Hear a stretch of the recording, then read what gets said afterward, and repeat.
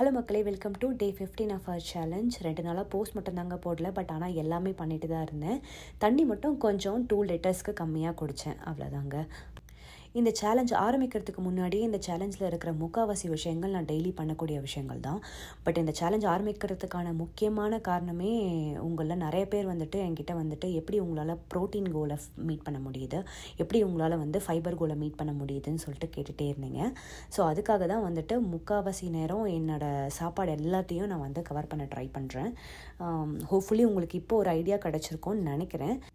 So உங்களால் வந்துட்டு இந்த மாதிரி ஏதாவது கன்சிஸ்டண்ட்டாக protein and fibre goal achieve பண்ணக்கூடிய ஐடியாஸ் இருந்துச்சுன்னா கீழே தயவு செஞ்சு கமெண்ட்டில் போடுங்க. அண்ட் மற்றவங்களுக்கும் பயங்கர ஹெல்ப்ஃபுல்லாக இருக்கும்.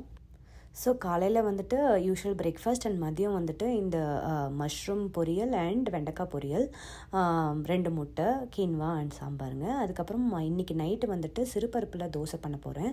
அதுதான் இன்றைக்கி ஃபைபருக்கும் காப்ஸ்க்கும் அண்ட் ப்ரோட்டீனுக்கு எக் ஸ்க்ராம்பிள் எடுத்துக்க போகிறேன். அவ்வளோதாங்க. பை.